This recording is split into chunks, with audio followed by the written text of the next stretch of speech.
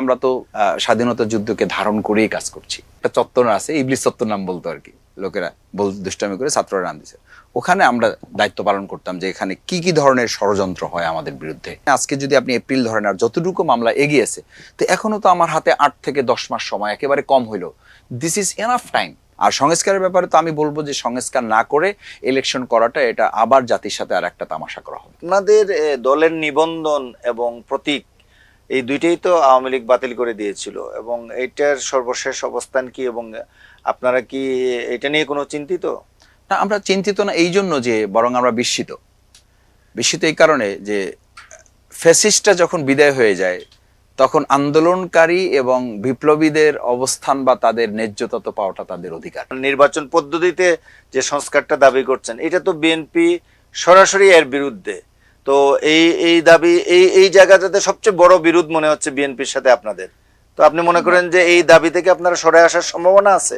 আমরা এটার ব্যাপারে আমাদের বক্তব্য ছিল যে, যেখানে আমরা বলছি একটা জাতীয় সরকার করতে চাই, ঠিক আছে, তো জাতীয় সরকার মানে কি? আপনি তো সকলের গণতান্ত্রিক প্রক্রিয়ায় যারা আন্দোলন করে, রাজনীতি করে, দেশের কল্যাণে যারা কাজ করে, তাদের সবাইকে নিয়ে তো আপনি সরকার মানে নাম হচ্ছে জাতীয় সরকার।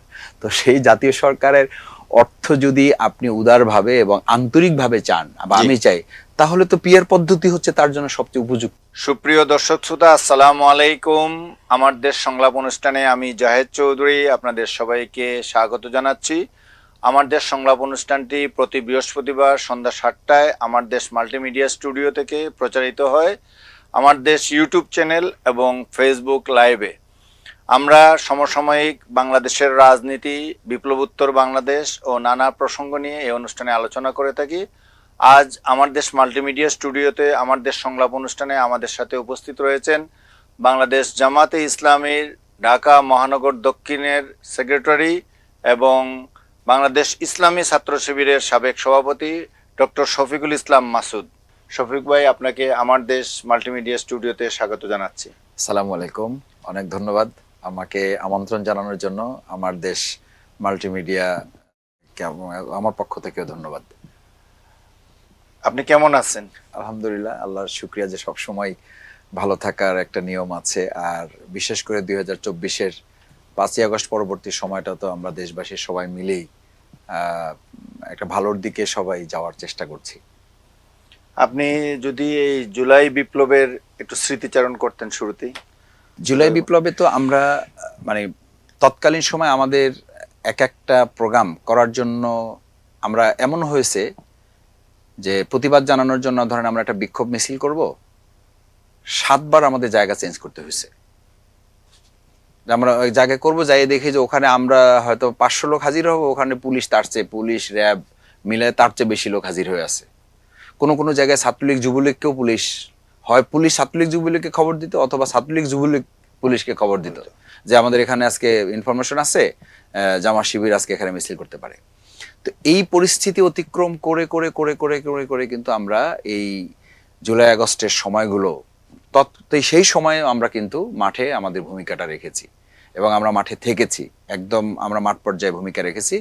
আমাদের ছাত্র জনতার উপরে যখন গুলি করা শুরু হয়, আমার মনে আছে যে আমি জুমাবার যেদিন বাইতুল মোকাররমের উত্তর গেট থেকে আমি উঠে গাড়িতে উঠবো, এরকম সময় হেলিকপ্টার থেকে গুলি করে একজন আমাকে ঠেলে অন্য একটা গাড়ির পিকআপে আমাকে উঠাই দিছে। মাসুদ ভাই, আপনি আল্লাহর রাস্তায় আপনি উঠে যান, এখন হেলিকপ্টারের গুলির তো কোনো ঠিকানা কোথায়। এবং বেসিক্যালি আমি পরে ওই একটা বাসায় ঢুকলাম, সেই পাশের বাসায় বারান্দায় তার ওই যে কোলে একটা শিশু মারা গেল না, শিশুটা মারা গেল আমার ঠিক পাশের বিল্ডিং এ মারা গেল। তা আমি তখন চিন্তা করলাম যে আজকে এই গুলির নিশানা তো আমি হতে পারতাম। জাস্ট আমাকে ঠেলে একটা পিকআপের ইসের ভিতরে উঠাই দিল, পরে ওখান থেকে ড্রাইভার গাড়ি থামাই আমাকে ভিতরে ঢুকায় আমার এক লোকেশনে আমাকে পৌঁছে। যেখানে একটা কথা বারবার আসছে যে জুলাই বিপ্লবের সময় শুরু থেকে কি আপনারা কখনো চিন্তা করছিলেন যে, জুলাই মাসে কি কখনো চিন্তা করছিলেন যে আগস্টের 5 তারিখে এরকম একটা অবস্থা সৃষ্টি হতে পারে এবং হাসিনা সত্যি সত্যি পালিয়ে যাবে? এটা একটা ফেয়ার কনফেশন। আপনি ফেয়ার কনফেশনটা হচ্ছে আমাদের যখন 1 তারিখে 1 আগস্ট আমাদের কি করে নিষিদ্ধ করে, ওই রাতে আমরা একটা মিটিং করি যে এখন আমাদের নিষিদ্ধ করা মানে কি। নিষিদ্ধ করা মানে হচ্ছে বিভিন্ন জায়গায় আরো খুব স্ট্রং অভিযান চলবে। আমাদের প্রকাশনা, আমাদের বিভিন্ন তথ্য উপাত্ত, বিশেষ করে অফিসিয়াল ব্যবসায়িক প্রতিষ্ঠান সংক্রান্ত যেগুলো যেগুলো আমাদের মোটামুটি তো বিগত 15 বছরের ধরন তো সবই প্রায় শেষ করছে তারা তাদের দৃষ্টিতে। এখন আমরা হিসাব করছি যে একদম মানে লেস ইম্পর্টেন্ট প্রতিষ্ঠান যেগুলো সেগুলোতেও তারা আক্রমণ হবে। আমরা একটু ওই দিন আল্লাহর উপর ভরসা করে এগ্রেসিভ ডিসিশন নিলাম যে আমরা কোনো কিছু কোথাও থেকে সরাবো না, বই পুস্তকও সরাবো না, তথ্যপত্র সরাবো না। এটা তো 1 আগস্টে যেদিন আমাদের সার্কুলার হয় স্বরাষ্ট্র মন্ত্রণালয় থেকে, যেদিন সার্কুলারটা হয় রাত 12:30 1টা 2টা পর্যন্ত আমরা মিটিং করলাম অনলাইনে মিটিং করা তখন অনলাইনে মিটিং করা খুব কঠিন ছিল, কারণ আমাদের ফোন ট্র্যাক করাটা ছিল তখন মানে অথরিটির সবচেয়ে বড় কাজ আর কি, কে কোথায় আমরা আছি। এবং আমাকে টাইম টু টাইম আমাকে মানে আমাদের কেউ কেউ মেসেজ দিত যে মাসুদ আপনি এখনো খিলগে আছেন না। আমি মিলাই দেখতাম যে তারা যেটা বলতেছে এটা ঠিক আছে কিনা। এমনকি ডিজে ভাই থেকেও আমাদের কি করা হতো যে আপনি কিন্তু এখন অমুক জায়গায় আছেন, তো সতর্কতার সাথে থাকেন। তা আমি মিলাই দেখতাম যে তাদের এটা ঠিক আছে না, কোনো কোনো ক্ষেত্রে দেখতাম হ্যাঁ ঠিক আছে যে আপনি এখন উত্তর গেটের অমুক জায়গায় আছেন। মানে এতটা মনিটরিং এর মধ্যেও আলহামদুলিল্লাহ আমরা আমাদের নেতৃবৃন্দের সাহসিকতা, হিম্মত, বলিষ্ঠতা এবং আমাদের নেতাকর্মীদের ত্যাগ কোরবানি সামনে রেখে আমরা ওই দিন রাত 2:30 পর্যন্ত মিটিং করে ডিসিশন নিলাম যে সরকার যেহেতু এগ্রেসিভ, আমরা এখন নর্মাল হইলে হবে না, আমাদের এখানে এগ্রেসিভ মুডেই আমাদের কাজগুলো চালাই নিতে হবে। তো আমরা যেহেতু অনলাইন আমাদের চালু করা কঠিন, আমরা অফলাইন নিলাম যে এটা নিয়ে আমরা যার যার মতো জায়গা থেকে আমরা আমাদের কার্যক্রমগুলো পরিচালনা করব এবং ছাত্ররা যারা যেখানে কাজ করতেছে তাদেরকে সার্বিক সহযোগিতা আমরা দিব। আলহামদুলিল্লাহ সেই সময় আমরা এই সার্বিক সহযোগিতাগুলো একদম ফিল্ড লেভেলে থেকে আমাদের কাছে তখন মনে হতো এবং আমরা ডিসিশন নিয়েছিলাম যে আমরা যদি গ্রেপ্তার হই, আমরা যদি শহীদ হই, আমরা যদি আহত হই, তাহলে তিনটাই যেন আমরা মাঠ থেকে হই। এবং আমরা একদম আপনাকে বলছি আজকে যে আল্লাহর কাছেও আমরা এটা বলতাম যে আল্লাহ আমাদের জন্য কোনো কিছু নির্ধারিত থাকে তাহলে সেটা যেন ঘরে বসে না। এবং আমি আল্লাহ শুকরিয়া আদায় করি যেন আল্লাহ আমার সওয়াব বা পুণ্য যেন নষ্ট না করেন বা আমার অহংকার যেন না হয়। আমি সরকারের কাছে যে 3বার অ্যারেস্ট হয়েছি, আমি 3বারই মাঠ পর্যায়ে প্রোগ্রাম থেকে আমি অ্যারেস্ট হয়েছি। এবং এটাই আমাদের প্রত্যেক জনশক্তির চাহিদা ছিল, এটা তাদের প্রত্যাশা ছিল এটা যে আমরা যেন ঘর থেকে কেউ গ্রেপ্তার না হই। এটা একরকম আমি বলি আপনাকে যে আমাদের এটা একরকম লজ্জার ব্যাপার ছিল যে আমি ঘর থেকে অ্যারেস্ট হয়েছি, আমি ব্যবসা প্রতিষ্ঠান থেকে অ্যারেস্ট হয়েছি। তো যেমনটা বলছিলাম যে আপনার কথা যতটুকু বোঝা যাচ্ছে যে আপনি অগাস্টের 1 তারিখে যখন আপনাদের নিষিদ্ধ করা হলো তখন সরকার যখন অল আউট গেল আপনারাও অল আউট গেলাম এবং আমরা ওই দিন পর্যন্ত আপনাদের একটা মুডে ছিলেন। ওই কোশ্চেনটা একটু বলি আপনাকে, ওই দিন রাতে আমরা বলেছি যে এই সরকার আর টিকবে না, যেটা আপনি জানতে চেয়েছিলেন। ফার্স্ট অগাস্ট যেদিন আমাদের নিষিদ্ধ করেছে আপনারা অন্য মুডে ছিলেন কিংবা এটা কি কোটা আন্দোলন কিংবা বৈষম্য বিরোধী আন্দোলনই আমরা নিশ্চিত ছিলাম, কিন্তু এত দ্রুত হবে এইটা আমরা 1 তারিখের আগ পর্যন্ত আমরা এতটা মনে করিনি। কিন্তু 1 তারিখে আমরা ধরে নিয়েছি যে এই সরকার আর বেশি দিন টিকতে পারবে না। তার সিমটমই হচ্ছে আমাদেরকে তারা নিষিদ্ধ করার মতো শেষ কার্ডটা খেলেছে, আর তাদের কাছে কোনো কার্ড নেই। মানে আমরা তো তাস খেলি না, কিন্তু তাস খেলার বা ওই যে দাবা খেলার প্রক্রিয়াটা আমাদের মাথায় আছে।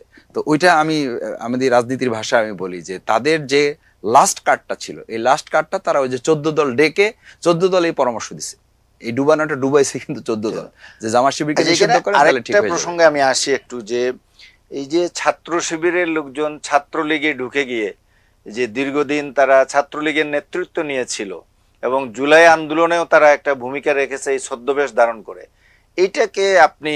এটা নিয়ে অনেক আলোচনা হয়েছে, তারপর আপনি এটাকে কিভাবে মূল্যায়ন করেন? এটা দুইটা জিনিস আছে। একটা হচ্ছে যে ওই সময় আমরাই বলতাম যে বাংলাদেশে এখন তো আওয়ামী লীগ আর ছাত্রলীগ ছাড়া কেউ কিছু করার সুযোগ নেই, সবাই এটাই করতেছে আর কি। তো তারপরেও এটা কিন্তু ঢাকা বিশ্ববিদ্যালয়, বিশেষ করে জাহাঙ্গীরনগর বিশ্ববিদ্যালয়, তারা এটা বারবার ক্লিয়ারিফাই করেছে যে ছাত্রলীগে একবারে পদধারী উল্লেখ করা কোনো ছাত্র শিবিরের নেতৃবৃন্দ সে সময় ছিলেন বা এখন ছাত্র শিবির করছেন এটা প্রমাণিত নয়। এটা বিভিন্নভাবে ফ্যাক্ট চেকে এটা বেরিয়ে আসছে এবং শিবিরে এখন যারা নেতৃবৃন্দ আছেন তারা বলছেন। তবে ছাত্র শিবির কৌশলগত কারণে তারা বিভিন্ন জায়গাতেই এরকম কিছু লোকজন সেট রাখে, এটা সব সংগঠনই রাখে বলে আমার ধারণা, যে তাদের তথ্য উপাত্ত এটা যুদ্ধের কৌশল, এটা রাসূল সাল্লাল্লাহু আলাইহি সাল্লামের জামানায়ও এটা ছিল না, কিন্তু কিছু আপনারা সাহাবীদের তুলনামূলকভাবে সফলভাবে এটা করতে পেরেছেন বলে মনে আলহামদুলিল্লাহ, সেটা হচ্ছে তো যে বটেই, সেটা জুলাই তো বিপ্লবের বটেই। পর এটা প্রমাণিত সেটা তো যে বটেই স্বীকৃত। যে মানে আমি ছাত্র জীবনে আমার এটা অভিজ্ঞতা থেকেই বলছি যে এটা লুকানোর কিছু নাই। আমার ইনফরমেশনে আমার চেহারা সুরত তো এখন ধরেন আমি দাড়ি একটু লম্বা করছি, যখন ইউনিভার্সিটি আমার দাড়ি ওঠে নাই তখন আমাকে তো আমি থার্ড ইয়ারে পড়ি, বাইতুল মাল সম্পাদক থাকা অবস্থায় পুলিশ আমাকে ধরে নিয়ে ইউনিভার্সিটিকে ধরে নিয়ে আমাকে কিশোর ওয়ার্ডে দিয়ে দিল। আমি বললাম ভাই আমি তো ইউনিভার্সিটির ছাত্র। বলছে রাখেন আপনি ইউনিভার্সিটির ছাত্র, আপনি তো এখনো কিশোর। আমাকে কিশোর ওয়ার্ডে রাখলো, কিশোর ওয়ার্ডে ঢুকে ওই যে মুরগি চোর তারপরে যারা থাকে একদম মানে যাদেরকে বলে, এরা বলতেছে কি দোস্ত তুমি এখানে কি খবর, আমারে তুমি করে বলতেছে এই ছোট ছোট পিচ্ছেছে। আমি বললাম ভাই আমি ইউনিভার্সিটির ছাত্র। বলছে রাখো তোমার ইউনিভার্সিটির ছাত্র, এখানে আমরা সব ক্লাস 8-10 এগুলো পড়া, কেউ না পড়া ছেলে পেলে তোমার এখানে রাখছে। তো আমি বলছি ওই ফিগারের কারণে আমাকে তথ্য বিভাগের দায়িত্ব দেওয়া হয়েছিল। আমি রাজশাহী ইউনিভার্সিটির 3টা মেয়েদের হল মিলে একটা চত্বর আছে, ইবলিস চত্বর নাম বলতো আর কি, লোকেরা দুষ্টামি করে ছাত্ররা নাম দিছে। ওখানে আমরা দায়িত্ব পালন করতাম যে এখানে কি কি ধরনের ষড়যন্ত্র হয় আমাদের বিরুদ্ধে। তো ওই জায়গাটা আমি বলছি এইটুকু যে ছাত্র শিবির দেশের প্রয়োজনে, জাতির প্রয়োজনে হয়তো এরকম কিছু ভূমিকা তাদের ছেলেদেরকে দিয়ে করিয়েছে, কিন্তু একদম পোস্ট পদবি উল্লেখ করে ছাত্র লীগে থেকে ছাত্র শিবির করছে বা ছাত্র শিবিরে থেকে ছাত্রলীগ করেছে, এটা প্রমাণিত নয়। আরেকটা প্রসঙ্গ আসে যে আপনার এক সময় এটা বেশ আলোচিত হয়েছিল যে জামাতে ইসলামীতে তরুণ নেতৃত্বকে নিয়ে আসা, বিশেষ করে ৭১-এর মুক্তিযুদ্ধে আপনাদের যে ভূমিকা, জামাতে ইসলামের যে ভূমিকা ছিল, এটার কারণে এরকম একটা আলোচনা চলে আসছিল। তো আসলে কি জামাতে এই তরুণ নেতৃত্বের কথা যেটা বলা হচ্ছিল, এটা কি আপনারা সেই পরিবর্তনটা আপনারা আনতে চাচ্ছেন, আনছেন, কিংবা কি আসলে আপনি আর ৭১-এর ভূমিকা নিয়ে বা আপনি কি মন্তব্য করবেন? যে কোনো ক্ষেত্রে আপনি খেয়াল করবেন যে তারুণ্য এবং অভিজ্ঞতা দুটোরই কিন্তু গুরুত্ব অপরিসীম। আমি ছাত্র জীবনে আমাদের জামাতের সেক্রেটারি জেনারেল ছিলেন জনাব আলী হাসান মাহমুদ মুজাহিদ, সাবেক সমাজ কল্যাণ মন্ত্রী, শহীদ হয়েছেন। তো উনি আমাদের প্রোগ্রামগুলোতে একটা কথা বলতেন যে তোমাদের এটা মাথায় রাখতে হবে, এবং আমরাও এটা ফিল করতাম যে ওই যে লাঠি দৌড় আছে না, স্কুলে লাঠি দৌড় খেলে যে একজন একজনের কাছে নিয়ে দেয়, সে আরেকজনের কাছে, সে আরেকজনের, 4 জন রিলে রেস। Relay race. তো রিলে রেসে আপনি যদি শেষ লোকটা খুব চ্যাম্পিয়ন হয়, শেষ লোকটা খুব চ্যাম্পিয়ন হওয়াটা কিন্তু ওখানে একমাত্র কথা না, ওখানে কথা হচ্ছে লাঠিটা সহ আপনাকে চ্যাম্পিয়ন হইতে হবে। এখন সে খুব চ্যাম্পিয়ন, প্রথম জন, দ্বিতীয় জন, তৃতীয় জন যদি লাঠিটা আপনার পর্যন্ত পৌঁছেই না দেয়, তাহলে আপনি খুব চ্যাম্পিয়ন হয়েও কিন্তু লাঠি ছাড়া দৌড়ে গিয়ে আপনি ফার্স্ট হইতে পারবেন না। আপনাকে দৌড়ে ফার্স্ট হইতে হবে, আবার লাঠিটা নিয়ে আপনাকে যাইতে হবে। তো জামাত ইসলামীতে আমরা এটা সবসময় ফিল করি, ভবিষ্যতেও এটা করতে হবে। এবং যে কোনো সংগঠন প্রতিষ্ঠান আপনি দেখবেন যে বলা হয় যে পরিবারে, প্রতিষ্ঠানে বা যে কোনো ইনস্টিটিউশনে আপনাকে তারুণ্য এবং অভিজ্ঞতা দুটোকেই আপনাকে সমন্বয় করতে হবে। বাংলাদেশ জামাত ইসলামী কোনোটাকে বাদ দিয়ে কোনোটাকে খুব অ্যাপ্রিসিয়েট করছে, ব্যাপারটা এরকম নয়। তবে এখনকার পরিস্থিতি বিবেচনায় বা জামাত ইসলামী ৭১ থেকে শুরু করে যদি এখন জেনারেশন আপনি ধরেন, তাহলে ৭১-এ বয়স ছিল ধরেন এখন 2025 সাল, 2000 থেকেও যদি ধরেন তাহলে 25 বছর, আর ওখানে যদি ধরেন তাহলে ওখানে প্রায় 30 বছর। তো 30 আর 25 আপনার কত হয়? তো 30 আর 25 যদি হয়, তারপরও আবার তো আপনার 15 বছর ধরতে হবে। 55 বছরের উপরে আমাদের নেতৃত্বের সংখ্যা হাতে গোনা কয়েকজন। এরপর যদি আরো 20 বছর ধরেন, 20 বছর বা 15 বছর না হলে তো স্বাধীনতা যুদ্ধে তার ভূমিকা রাখা না রাখার প্রসঙ্গ অপ্রাসঙ্গিক। তো আরো 15 বছর যদি ধরেন তাহলে কত হয়? 55 আর 15 মিলে তো 70 বছর হয়। তো 70 বছরের নেতৃত্ব আমাদের হাতে একেবারেই হাতে গোনা, এবং সেটা বলা যায় যে তিনি অভিভাবকের দায়িত্বে মূলত ভূমিকা পালন করছেন। ফিল্ড লেভেলে ভূমিকা তার ওই রকম রাখার, কিন্তু উত্তরসূরি হিসেবে আপনারা ওই সময়কার ভূমিকাটাকে কিভাবে মূল্যায়ন করেন? উত্তরসূরি হিসেবে আমরা তো স্বাধীনতা যুদ্ধকে ধারণ করেই কাজ করছি। দেশের স্বাধীনতা, সার্বভৌমত্ব এটাকে ওন করি, বরং ধারণ করে কাজ করছি না, শুধু এটা ধারণ করে কাজ করছে বলেই আমাদের নেতৃবৃন্দকে ফাঁসি দেওয়া হয়েছে। এই ক্ষেত্রে যদি আমাদের নেতৃবৃন্দ আপোষ করতো তাহলে তাদের ফাঁসি না, তারা ওই সময় হয়তো এর চেয়ে ভালো পজিশনে থাকতো। আমরা একটু ভিন্ন প্রসঙ্গে যাই যে এই মুহূর্তে বাংলাদেশে 3টি বিষয়ে সবচেয়ে আলোচিত, যেটা ফ্যাসিস্ট হাসিনা সরকারের, শেখ হাসিনা সহ তার কর্মী যারা ছিল, যারা এই হাসিনাকে স্বৈরাচার হতে সহযোগিতা করেছে তাদের বিচার, সংস্কার এবং নির্বাচন। তো এই তিনটি বিষয় নিয়ে আমরা আলোচনা করব। বিচারের ব্যাপারে আপনাদের অবস্থানটা কি? বিচারের ব্যাপারে আমরা তিনটা জিনিসই প্রাসঙ্গিকভাবে প্রথম থেকেই বলে আসছি। একদম 5ই আগস্ট পরবর্তী আমরা যতগুলো প্রোগ্রাম করেছি, বিশেষ করে আমরা শহীদ পরিবারগুলো, আপনি জানেন যে প্রত্যেক শহীদ পরিবারকে আমরা আমাদের সামর্থ্যের মধ্যে, এটা তাদের জন্য কিছুই না, কিন্তু আমরা 2 লক্ষ টাকা করে তাদের দেওয়ার চেষ্টা করেছি, যাতে করে অন্তত পরিবারটা কিছু একটা করে আস্তে আস্তে আগাতে পারে।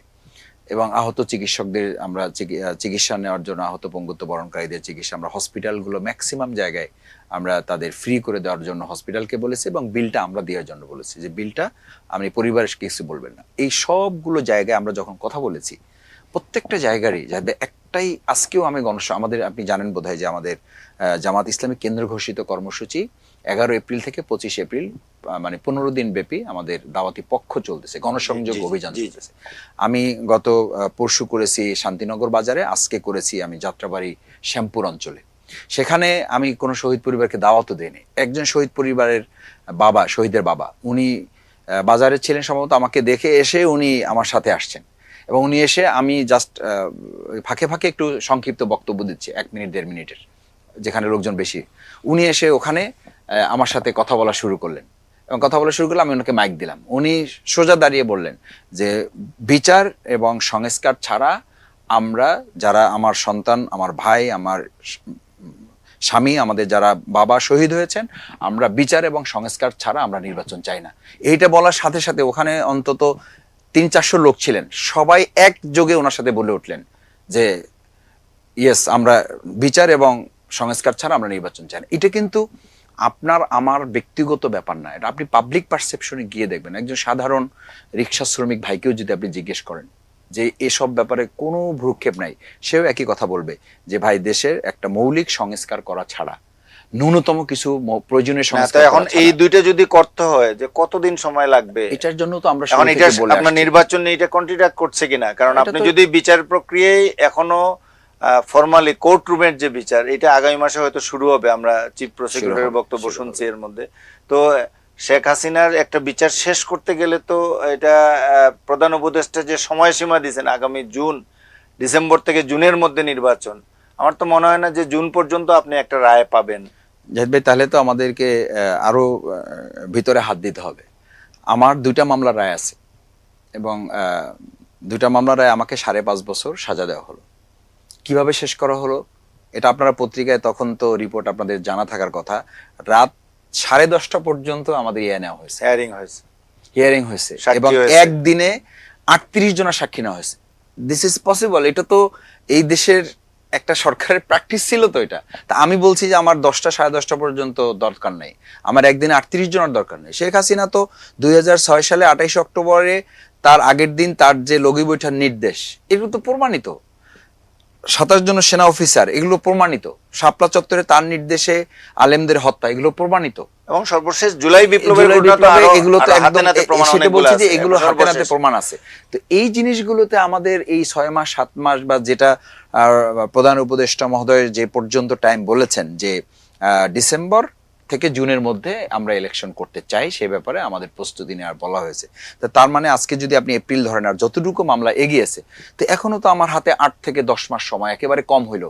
This is enough time. যদি অন্তর্বর্তীকালীন সরকারের আপনি তো শেখ হাসিনা সহ একজন ব্যক্তিকে আপনি ফাঁসি 100 বার দেওয়া আর 1 বার দেওয়া, আপনি মনে করছেন যে এই সময়ের মধ্যে এনাফ টাইম, যদি আপনি আন্তরিক হন, আন্তরিকতার এই প্রশ্নটা কার বিরুদ্ধে?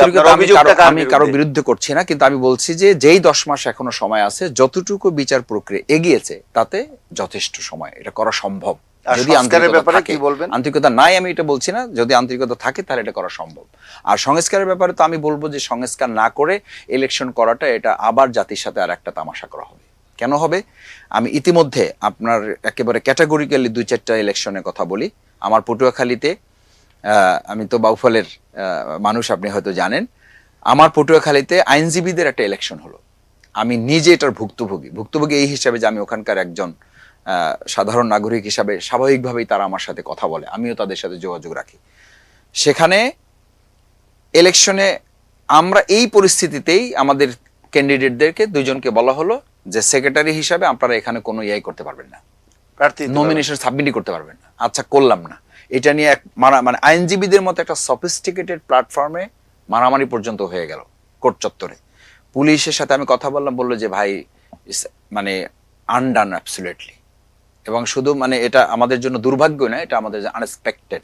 এখন মাসুদ ভাই আপনার উপরে কথা বলেন, মানে এটা ওখানকার সর্বোচ্চ প্রশাসনের কথা দিল না সেক্রেটারি। মানে আপনি এটা আমি বলছি যে দেখেন, এই ছোট্ট একটা ইলেকশনে যদি আমরা এই 7 মাস যেতে না যেতে আমাদের অবস্থা এই জায়গায় এসে দাঁড়ায়, তাহলে জাতীয় ইলেকশনের মতো একটা জায়গায় আমরাও নির্বাচনের কথা বলছি, অন্য আমাদের আরো বিএনপি সহ যারা নির্বাচনের কথা বলছে, আমি তাদের দু একজনকে জানতে চেয়েছি বিনয়ের সাথে যে ভাই, আমরাই বলছি এখনো জায়গায় জায়গায় দোষরা বসে আছে, আমরাই বলছি যে আমাদের যথাযথ অধিকার আমরা প্রতিষ্ঠা করতে পারছি না, আমরাই বলছি সন্ত্রাসীদের এখনো গ্রেপ্তার করা যায় নাই, আমরাই বলছি অবৈধ অস্ত্র উদ্ধার করা যায় নাই, আমরাই বলছি পাচার করা টাকা এখন উদ্ধার করা যায় নাই। তাহলে সন্ত্রাসীদেরকে বাইরে রেখে, অবৈধ অস্ত্রগুলো বাইরে রেখে, পাচার করা টাকাগুলো তাদের হাতে রেখে, আপনি দোসররা তার যার জায়গায় বসে আছে এই অবস্থা রেখে আপনি সুষ্ঠু, অবাধ, নিরপেক্ষ, অংশগ্রহণমূলক একটা ইলেকশন প্রত্যাশা করেন কোন যুক্তিতে? তাইলে আপনারা এবং কেন আপনি এখন- বলেন যে সংস্কার কি কিয়ামত পর্যন্ত চলবে, তা আমি বললাম যে না, কিয়ামত পর্যন্ত চলবে না। তাহলে আমরা অন্তত বলি যে আমাদের 3টা গুরুত্বপূর্ণ দৃশ্যমান সংস্কার আমরা সম্পাদন করতে পারছি, যার ভিত্তিতে দেশের এই মৌলিক পরিবর্তনটা হয়েছে।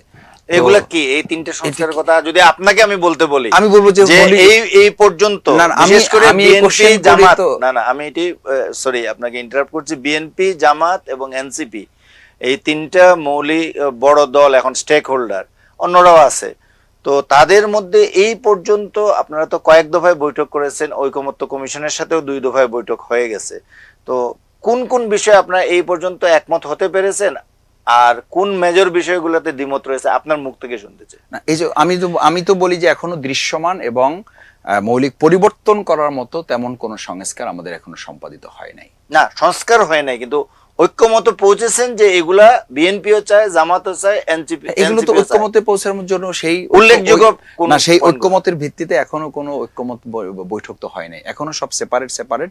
যেমন কমিশনে আমরা জমা দিয়েছি, বিএনপি দিয়েছে, এনসিপি দিয়েছে, বৈঠক কমিশনের সাথে আমাদের হয়েছে। এখন যেটা হবে, এই কোশ্চেনের জবাব দিতে আমাদেরকে আরেকটু টাইম নিতে হবে। সেটা হলো রাজনৈতিক দলগুলোর সাথে এই কমিশন যখন একসাথে বা মানে তাদেরকে ডাকবে যে আমরা আপনাদের কাছ থেকে এইগুলো পেয়েছি, আমরা এই 4টা বিষয় আপনাদের কাছে প্লেস করতেছি, এগুলো বিষয় যদি আপনারা একমত হন তাহলে এইগুলো আমরা সামনে এগোতে পারি। সেই জায়গাটা তো আমরা এখন এটার জন্য আর কতদিন সময় লাগতে পারে? সেই সময়টা তো সরকারের উপরে এবং রাজনৈতিক দলগুলো ডাকার উপরে নির্ভর করবে। এই আপনারা জায়গাটা কতটুকু হলে যে আপনি মনে করেন যে এইটুকু করে, এই কাজগুলা করে আমরা নির্বাচনে এই যাওয়া সংস্কারে উচিত? তো আমরা 3টা ক্যাটাগরিক্যাল পয়েন্ট আমিরে জামাত এই গত কয়েকদিন ধরে বলে আসছে। একটা হচ্ছে বিচারের প্রক্রিয়াটা দ্রুত করতে হবে, মানে আইনগত প্রক্রিয়ার মধ্যেই। 3 নম্বর হচ্ছে সংস্কারের অতটুকু দরকার যতটুকু হলে নির্বাচন কমিশন যথাযথভাবে তার ভূমিকাটা পালন করতে পারবে। সেটা আমরা তো দেখলাম যে আমিরে জামাত লন্ডনে বেগম জিয়ার সাথে বৈঠক করে এসে আপনাদের সুরও একটু পরিবর্তন আপনারা লক্ষ্য করছি, যে আপনারা আগে বলছিলেন এইটা, এখন আবার বিএনপি ডিসেম্বরের মধ্যে নির্বাচন চাচ্ছে, আপনারা বলছেন রোজার আগে নির্বাচন, তাইলে তো মাত্র 2 মাসের গ্যাপ। আগে থেকেও কাছাকাছি অনেকটা আরো কাছাকাছি চলে আসছে নির্বাচনের খুব ব্যাপারে। পার্থক্য ছিল না। বিএনপি ডিসেম্বরের কথা বলেছে, আমরাও বলেছি যে যৌক্তিক সময়ের মধ্যে নির্বাচন দিতে হবে, কারণ নির্বাচনও তো কিন্তু এখন তো রোজার আগে আরো স্পেসিফিক করে ফেলছেন। রোজার আগে স্পেসিফিক করা হয়েছে 3টা শর্তে। ওখানে কিন্তু পত্রিকা কোট আনকোট করতে কিন্তু আমিরে জামাতের বক্তব্যটা কেউ এই 3টা শর্ত সহ দিয়েছে, কেউ 3টা শর্ত ছাড়া দিয়েছে। আমিরে জামাত আপনি বলছেন যে এই শর্তগুলো পূরণ সম্ভব রোজার আগেই নির্বাচন করা সম্ভব। আমিরে জামাত কিন্তু রিপিটেডলি বলেছেন যে 3টা শর্ত ব্যতীত ইলেকশন কবে হবে এই শব্দটা কিন্তু উল্লেখ করেছেন, আল্লাহই ভালো জানে। তার মানে এটা না হলে ইলেকশনটা বাস্তবসম্মত হবে। আপনারা যে প্রপোর্শনেট আসন দাবি করছেন, মানে নির্বাচন পদ্ধতিতে যে সংস্কারটা দাবি করছেন, এটা তো বিএনপি সরাসরি এর বিরুদ্ধে। তো এই দাবি এই জায়গাটাতে সবচেয়ে বড় বিরোধ মনে হচ্ছে বিএনপির সাথে আপনাদের। তো আপনি মনে করেন যে এই দাবি থেকে আপনারা সরে আসার সম্ভাবনা আছে? আমরা এটার ব্যাপারে আমাদের বক্তব্য ছিল যে যেখানে আমরা বলছি একটা জাতীয় সরকার করতে চাই, ঠিক আছে? তো জাতীয় সরকার মানে কি? আপনি তো সকলের গণতান্ত্রিক প্রক্রিয়ায় যারা আন্দোলন করে, রাজনীতি করে, দেশের কল্যাণে যারা কাজ করে, তাদের সবাইকে নিয়ে তো আপনি সরকার মানে নাম হচ্ছে জাতীয় সরকার। তো সেই জাতীয় সরকারের অর্থ যদি আপনি উদারভাবে এবং আন্তরিকভাবে চান বা জি। আমি চাই, তাহলে তো পিয়ার পদ্ধতি হচ্ছে তার জন্য সবচেয়ে উপযুক্ত। না হলে আপনি কাকে নেবেন? না হলে তো 2 দলের পক্ষ থেকে 3 দলের পক্ষ থেকে কিছু কিছু সংসদ সদস্য আসবে, বাকি কেউ তো সিট পাবে না হয়তো, বা একটা পাইতেও পারে, নাও পাইতে পারে। তো পিয়ার পদ্ধতি, আপনার জাতীয় সরকারের বাস্তবসম্মত পন্থাই তো হচ্ছে পিয়ার পদ্ধতি, যে সকলের যারা সব মিলে যদি একদলই হয়ে যায়, এটা এখন তাইলে তো আপনি- আবার কথা আসতে পারে, তাইলে শেখ মুজিবের বাকশাল তাইলে না, কি না, অপরাধ সেটা- করেছিল? এটা এটা হবে কেন? আপনি ওখানে তো তখন সব দল যদি জাতীয় একদলই, সরকার- সবাই যদি সরকারেই থাকেন, কোনো বিরোধী দল না থাকে, না, বিরোধী দল তাহলে থাকবে না কেন? গণতন্ত্রের বিরোধী যে দল তো বিউটি, থাকবেই। বিরোধী দল সেটা এইটা তো এই সৌন্দর্যটাই তো বলা হচ্ছে যে বিএনপি তার কথা বলবে, আমি আমার কথা বলবো, এরপরে আলোচনার ভিত্তিতে আমরা একটা সমাধানে পৌঁছবো। এই সৌন্দর্যের জায়গাটা তো থাকতেই হবে। সেইটা আছে বলেই তো বিএনপি তার কথা বলছে, জামাত তার কথা বলছে। না হলে তো এখন যদি এমন হইতো যে বিএনপি যা বলে তাই জামাত বলে, তাহলে তো লোকেরা আপনারই কোশ্চেন করতে, যে ভাই আপনারা কি আলোচনার ভিত্তিতে বোধহয় এগুলো করতেছেন? এটা তো যথাযথ এনসিপি নয়। যে গণপরিষদ নির্বাচনের কথা বলছে, এটা নিয়ে আপনাদের অবস্থা? সেটা এনসিপি তাদের নিজস্ব অবস্থান, এই ব্যাপারে আমরা এখনই কোনো মন্তব্য বা কথা বলতে চাই না। এটা তারা তাদের জায়গা থেকে কথা বলেছে। না, তাইলে সংস্কার নিয়ে আপনি আমরা ঐকমতের জায়গাটাও বলছেন। নির্বাচনের মাধ্যমেই গণতান্ত্রিক প্রক্রিয়াটা বা দেশে স্থিতিশীলতা আসবে, এটাই স্বাভাবিক প্রক্রিয়া। না, আপনার দৃষ্টিতে আমি যদি এই প্রশ্নটা একটু উল্টে করি, যে এই মুহূর্তে বিএনপির সাথে আপনার মূল মতভেদগুলো কোন জায়গায় রয়ে গেছে? না, আপনি বিএনপির যদি সাথে- 3টা পয়েন্ট যদি আপনাকে বলতে বিএনপির বলি যে সাথে মূল সংস্কারের বিষয়, আমরা মতপার্থক্য তো আমরা বলি যে মতপার্থক্য বা আমাদের দ্বিমত থাকতে পারে, মত দ্বিমত এটা থাকবে, এটা স্বাভাবিক। সেই জায়গায় তো নির্বাচন ইস্যুতে একটা সময় সাপেক্ষের ব্যাপার, যে ওনাদের একটা মত আছে, আমাদের একটা মত আছে। দ্বিতীয় হচ্ছে যে আওয়ামী লীগ নিষিদ্ধ করার প্রশ্নে কিন্তু আমরা বলেছিলাম যে আওয়ামী লীগকে বিচারিক প্রক্রিয়ার মধ্যে নিষিদ্ধ করতে হবে, বা তাদেরকে নির্বাহী আদেশেও নিষিদ্ধ করা সম্ভব। ছাত্রলীগকে আপনারা করেছেন, তো আমাদেরকে তো আওয়ামী লীগ করেছিল, তাহলে আমরা আওয়ামী লীগকে করতে পারছি না কেন? এই ব্যাপারে তো আমরা আমাদের অবস্থান পরিষ্কার করেছি যে তাদেরকে নিষিদ্ধ করা উচিত। এই যে দেখেন আজকে একটা কথা বলা হয় যে কিন্তু আওয়ামী সবার লীগের- আগে তো আওয়ামী আমিরে লীগের মিছিল- জামাতেই কিন্তু আওয়ামী লীগকে শুদ্ধ হয়ে নির্বাচনে আসার কথা বলেছিলেন, যদিও আপনার না, অবস্থানে শুদ্ধ তাইলে কি হয়ে- না, আপনাদের না, না, পরিবর্তন ওটা- হয়েছে? এটা বলেন না, এটা বোধহয় ঠিক হচ্ছে না ওনার ব্যাপারে বলা। উনি এটা বলেন নাই, বরং উনি যেটা বলেছিলেন যে আওয়ামী লীগ যারা আছেন তাদের বিচার নিশ্চিত করলেই তো বোঝা যাবে তাদের মধ্যে কে ক্ষমা পাবে, কে ক্ষমা পাবে না। সে তো আইন ঠিক করবে, আইনের মাধ্যমে তারা ক্ষমা পাবে, পাবে না, জেল জুলুম হবে, কারো ফাঁসি হবে, কারো 3 মাস সাজা হবে, কারো কোনো সাজা ছাড়াই হয়তো তার বিচারে সে খালাস পাবে। সেটা তো আইনের প্রক্রিয়ার মাধ্যমে। সেই জায়গায় আমি বলছি যে আপনি যদি আওয়ামী লীগের আজকের এই মিছিলের ব্যাপারে জনমনে আতঙ্ক পত্রিকা আমরা দেখতেছি, তাই না? পুলিশ প্রশাসন বলছে যে আতঙ্কিত হওয়ার কোনো কারণ নাই, আবার কোথাও কোথাও আমরা শুনতেছি যে তাদের সংখ্যা বাড়তেছে। এগুলো আমার কাছে মনে হয় যে এগুলো কোনো ব্যাপার না। ব্যাপার না এই অর্থে যে আমাকে ধরতে হবে যে এই যে আপনি আওয়ামী লীগের মিছিল এখন নিষিদ্ধ করছেন বা তাদেরকে ধরবেন না, মানে তাদেরকে করতে দেবেন না, তাহলে কেন করতে দিচ্ছেন না? মানে এই কোশ্চেন যদি আসে রেজ যে- করা হয়, যে আইনগত ভিত্তি কি? আইনগত ভিত্তি কি, তাহলে আপনি কেন তাকে করতে দিচ্ছেন না? ছাত্রলীগ না হয় করতে পারবে তাহলে না। এই মুহূর্তে আপনারা স্পষ্ট দাবি কি যে আওয়ামী লীগকে নিষিদ্ধ করা নিষিদ্ধ করা উচিত, দ্রুত সময় বিচারের মাধ্যমেও করা যেতে পারে, তাদেরকে নির্বাহী আদেশও করা নির্বাহী যেতে পারে। আদেশও করা যেতে পারে। আচ্ছা, আপনাদের দলের নিবন্ধন এবং প্রতীক এই দুইটাই তো আওয়ামী লীগ বাতিল করে দিয়েছিল, এবং এইটার সর্বশেষ অবস্থান কি, এবং আপনারা কি এটা নিয়ে কোনো চিন্তিত? না, আমরা চিন্তিত না এই জন্য যে, বরং আমরা বিস্মিত এই কারণে যে ফ্যাসিস্টটা যখন বিদায় হয়ে যায়, তখন আন্দোলনকারী এবং বিপ্লবীদের অবস্থান বা তাদের ন্যায্যতা তো পাওয়াটা তাদের অধিকার। ধরেন আমাদের জনাব এটিএম আজহারুল ইসলাম, সাবেক আমাদের ভারপ্রাপ্ত সেক্রেটারি জেনারেল এবং সহকারী সেক্রেটারি জেনারেল, উনি তো এই আওয়ামী লীগের বিরুদ্ধে ভূমিকা পালন করার কারণে ওনার নামে মিথ্যা মামলা দেওয়া হয়েছে। সেই মিথ্যা মামলায় উনি এখনো জেলে থাকবেন কেন? ওই যে বলা হয় না যে মানে আমার ভাই কবরে, খুনি কেন বাহিরে? তাহলে একই কোশ্চেন তো আমাকেও, একই স্লোগান তো আমারও দিতে হবে যে আমার ভাই জেলে কেন, আর আসামিরা এখনো বাইরে কেন, মূল আসামিরা বাইরে কেন, যারা তাকে আসামি বানিয়েছে। দ্বিতীয় হচ্ছে যে আমাদের নিবন্ধন তো তারা বাতিল করেছে এই জন্য যে আমরা আন্দোলনকারী হিসাবে আমাদেরকে তারা প্রথম অ্যাটাকটা করেছে এটার মধ্য দিয়ে, যাতে আমরা নির্বাচনে যেতে না পারি। তো সেই জায়গায় তো এটা অন্তর্বর্তীকালীন সরকারেরই উদারতার পরিচয় দেওয়ার জায়গা। আমি মনে করি যে তাদের আরো সুযোগ থাকা উচিত ছিল, যে জামাত ইসলামী নিবন্ধন এখন আইনি প্রক্রিয়া। আমরা আশা করছি যে আগামী 22 তারিখ আমাদের একটা তারিখ নির্ধারণ করা আছে। আমরা আশা করি সরকার এবং সংশ্লিষ্ট যারা এটার সাথে সম্পৃক্ত আছেন, আমরা আমাদের ন্যায্য অধিকারটা আমরা ফিরে পাবো। আপনাদের নির্বাচনী প্রস্তুতি কতটুকু? নির্বাচনী প্রস্তুতি আলহামদুলিল্লাহ, আমরা তো নির্বাচনমুখী দল। আমরা তো নির্বাচন জনগণের সমর্থনের মাধ্যমেই আমরা আমাদের যে সাংগঠনিক বা আমাদের যে রাজনীতির আদর্শ, আমরা আল্লাহর জমিন, আল্লাহর আইন এবং সৎলোকের শাসন কায়েম করার ভিত্তি, এটাকেই আমরা টার্গেট করে কাজ করছি। সেই হিসেবে আমরা তো 300 আসনে আমরা আমাদের প্রাথমিকভাবে কিছু প্রার্থী ঘোষণা করা হয়েছে, 2-4টা ব্যতিক্রম বাদে। সেই জায়গাগুলোতে আরো আমাদের বেটার খোঁজা হচ্ছে বা আরো একটু যাচাই বাছাই। আপনারা কি 300 আসনে এককভাবে নির্বাচন করবেন নাকি জোটগতভাবে করবেন? এটা বলার সময় এখনো আসে না, এটার জন্য আমাদের আরো কিছু সময় লাগবে। এটা এনসিপির সাথে আপনাদের নির্বাচনী জোট হওয়ার কোনো সম্ভাবনা আছে? এটা জোট কার সাথে হবে, এই জোটের প্রসঙ্গটা এখন আসলে ঠিক প্রাসঙ্গিক হয়ে ওঠে নাই। কারণ আপনার নির্বাচনে যখন রোড ম্যাপ আসবে, নির্বাচনের আলোচনা শুরু হবে, আমাদের পার্টিগুলো পার্টি টু পার্টি আলোচনা হবে, লিডার টু লিডার আলোচনা হবে, এরপরে তখন ঠিক হবে যে আসলে আমরা কোন মেকানিজমে বা কোন প্ল্যাটফর্মে আমরা জনগণের কাছে আমাদের এটা নিয়ে যাব। সেজন্য আমাদের আরেকটু হাতে সময় নিতে হবে। বিএনপি ইতিমধ্যেই সন্দেহ পোষণ করেছে যে আগামী নির্বাচন সুষ্ঠু অবাধ হবে কিনা। আপনাদের মনে কি এই ধরনের কোনো সন্দেহ আছে নির্বাচন সুষ্ঠু অবাধ হওয়া নিয়ে? আমি সন্দেহ করি না, কিন্তু আমি বিচলিত এই জন্য যে আমরা যে সংস্কারের কথা বলছি, সেই সংস্কারগুলো সম্পন্ন না করে এখন যেমন বলা হচ্ছে যে চাঁদাবাজি করা হচ্ছে বা প্রশাসনের ব্যাপারে ভূমিকা নিচ্ছে না।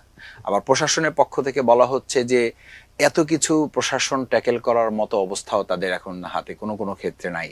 তো এরকম একটা অবস্থাতে আমাদের ধরেন 300 আসনের নির্বাচন, এটা কিন্তু খুব টাফ জব, যে 300 আসনে নির্বাচন করা হবে এবং সেখানে কেউ কোনোভাবে যদি দুর্বৃত্তায়ন করতে চায়, সন্ত্রাসী কর্মকাণ্ড পরিচালনা করতে চায়, আমরা কোনো ক্ষেত্রে তো সেটার কিছু লক্ষণ কোথাও দেখতেও পাচ্ছি। এই চাঁদাবাজির কথা বললেন, এই চাঁদাবাজিটা কারা করছে? এই চাঁদাবাজি তো মানে আপনারা তো মাঝে মধ্যে বিএনপির বিরুদ্ধে অভিযোগ নিয়ে আসছেন। আমরা কোনো দলের ব্যাপারে আমরা বলি না। আমাদের আমিরে জামাত বা আমরা যারা কথা বলি, আমরা বলেছি যে বিএনপিকেও এটা বলা উচিত, বিএনপিকেও বলা উচিত যে চাঁদাবাজের বিরুদ্ধেই তো আমাদের বিপ্লবটা হয়েছে, অভ্যুত্থানটা হয়েছে, সন্ত্রাসের বিরুদ্ধে হয়েছে। সুতরাং আজকে যদি কেউ করে তাহলে তো সে তো ওই দোসর, ওই ফ্যাসিস্টদের দোসর বা ওই স্বৈরাচারী সরকারেরই সে অংশীদার হিসেবে চিহ্নিত হবে। আচ্ছা, বিএনপি সেই ক্ষেত্রে কথা বললে তো আমার দিকে আমি নেব কেন? এই নেওয়াটা তো যে নিবে এটা তার ব্যাপার। বিএনপি কিংবা এনসিপি কে ভোট না দিয়ে জনগণ কেন আপনাদের ভোট দিবে? জামাত ইসলামীকে জনগণ ভোট দেবে এই জন্য যে আমরা যা বলি আমরা তা করি, এবং যা করি না আমরা তা বলি না। সেই ক্ষেত্রে জামাত ইসলামী উদাহরণ পেশ করেছে যে 2001 থেকে 2006 সাল পর্যন্ত জোট সরকারে আমরা থেকে 2 জন মন্ত্রী চ্যালেঞ্জ দিয়ে 2 টাকার দুর্নীতি তারা করে নাই, এটা আজও পর্যন্ত প্রমাণিত।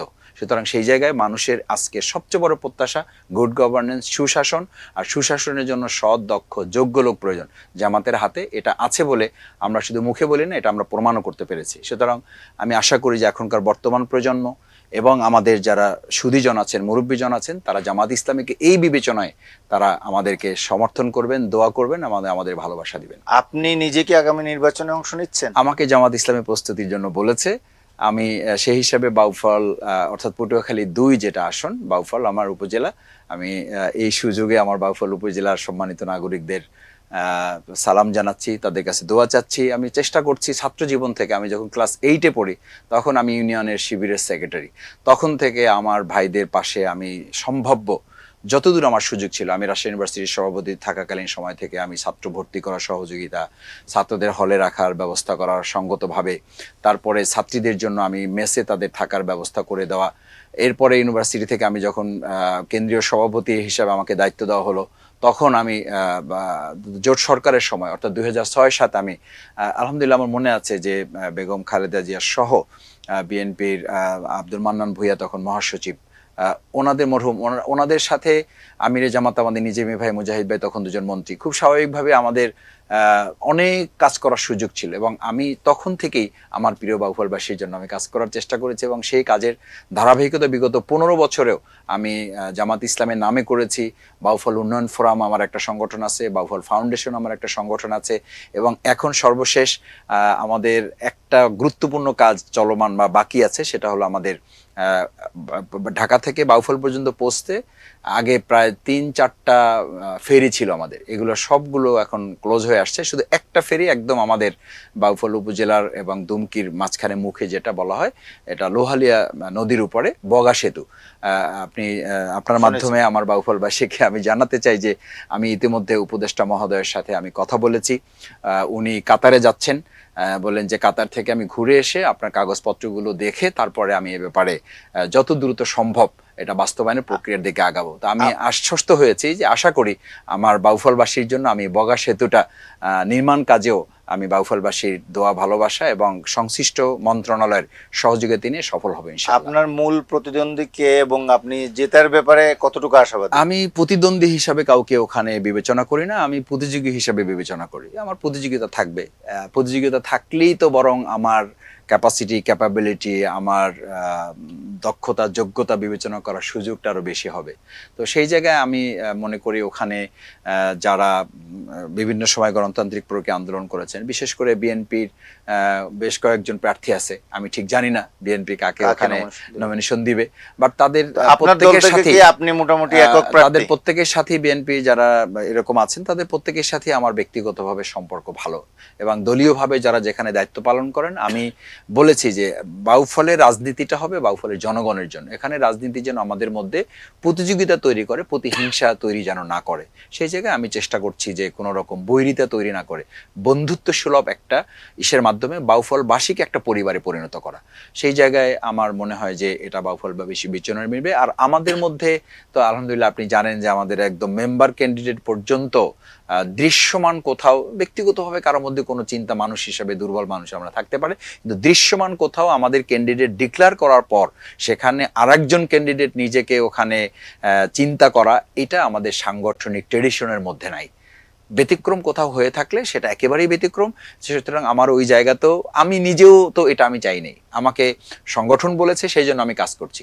সংগঠন কিন্তু আমাদেরকে এটা বলে রেখেছে, এটা আপনাকে আমি বলি বুঝার জন্য, যে আমাদের দেশবাসীর জন্য, যে জামাত ইসলামী এরকম লিডারশিপ তৈরি করে যে আমাদেরকে বলাই হয়েছে আপনাকে প্রস্তুতির জন্য মাঠে কাজ করতে বলা হয়েছে, আবার যে কোনো সময় যদি আপনাকে বলা হয় যে আপনাকে ড্রপ করা হলো, তাহলে এটার জন্য যেন আপনি প্রস্তুত থাকেন। আমরা কিন্তু প্রত্যেকেই এই মানসিকতা নিয়ে কাজ করি যে আমি জনগণের জন্য কাজ করছি, সংগঠন আমাকে কাজ করার জন্য বলেছে, সংগঠন যদি আবার আমাকে বলে যে না আপনার দরকার নাই, ব্যাস আমি ওখানে স্টপ হয়ে যাব, আমি জনগণের সেবার হিসাবে কাজ করব, কিন্তু এমপি আমাকে হইতেই হবে আমার নিজ দায়িত্বে, এইটা আমাদের জামাত ইসলামের একজন কর্মী বা একজন সহযোগী শুধুও এটা মনে করে না। সেই জায়গায় আমরা এই পরিচ্ছন্নতাটা নিয়েই একক প্রার্থী হিসাবে আমাদের সব জায়গাগুলোতে আলহামদুলিল্লাহ আমাদের কাজ চলছে।